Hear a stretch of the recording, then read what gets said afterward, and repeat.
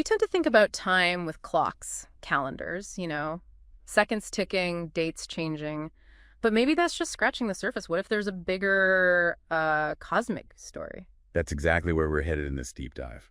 We're exploring two really ancient ways of tracking time, ways based on the heavens. One's tied to Sirius, the brightest star, and the other, well, it's our moon. Right, Sirius and the moon. And our guide here is Kadir Kubashik's research, The Calendar of Two Lights. Yep. He lays out how these aren't just pretty things up there. They gave ancient people totally different viewpoints on time. Okay, so one's maybe universal, a big cosmic clock, and the other is more personal, cyclical. You got it. Let's start with Sirius.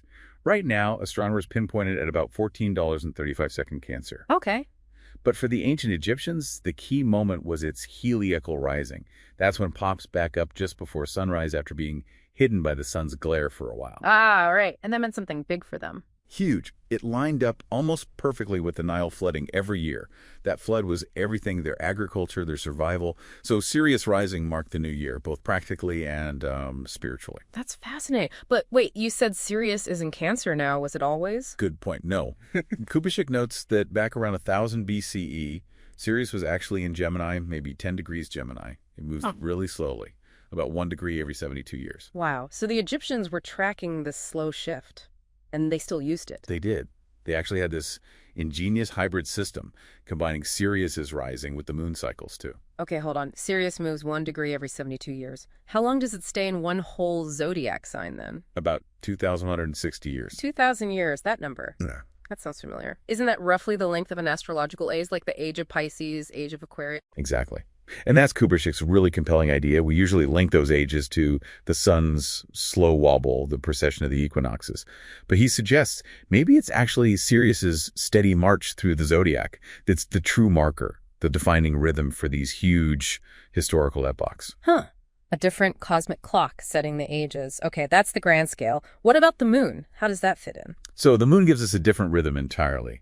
Its main cycle, new moon to new moon, the synodic cycle, is about 29.5 days. Right, roughly a month. And 12 of those cycles make a lunar year, which is shorter than our solar year, only about 354 days. Kubashik reminds us this lunar tracking was incredibly widespread. Mesopotamia, the Islamic world, Jewish traditions, China, lots of cultures used it. And it feels more immediate, maybe, closer to home than a star's 2,000-year cycle. Definitely. Think about how lunar calendars shape things we still observe. Ramadan, Passover, Lunar New Year. They temporalize rituals, holidays, even planting sometimes. The moon itself is often linked symbolically to emotions, the subconscious, repetition, cycles within cycles, more internal sense of time. Kubashik brings in Aristotle, too, right? That old idea of the cosmos. Yeah, the sublunary versus the superlunary.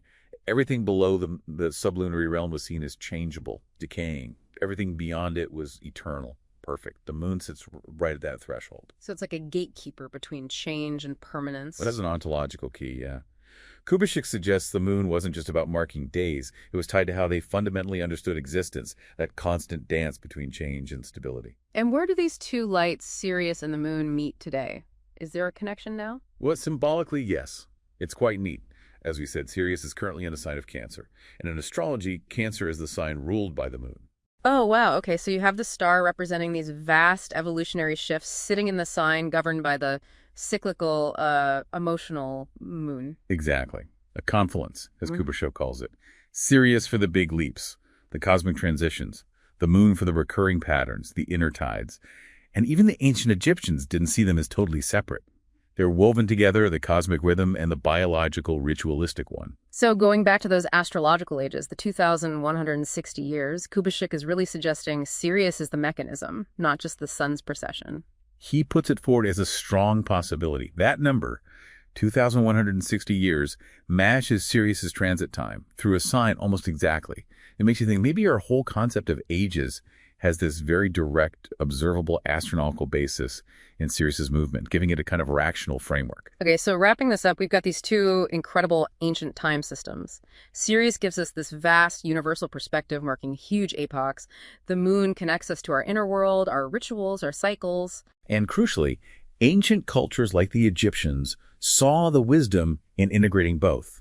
They understood time wasn't just one thing. Looking back at these systems, it kind of pushes us to see time as more than just linear seconds ticking by. It's got these cosmic layers, mythological depths, and very personal psychological rhythms, too. Right. So here's something for you to ponder. Could reconnecting with these ancient celestial rhythms, these two lights that guided people for so long, actually help us find a deeper, maybe more meaningful sense of time today? One that goes way beyond just the clock on the wall.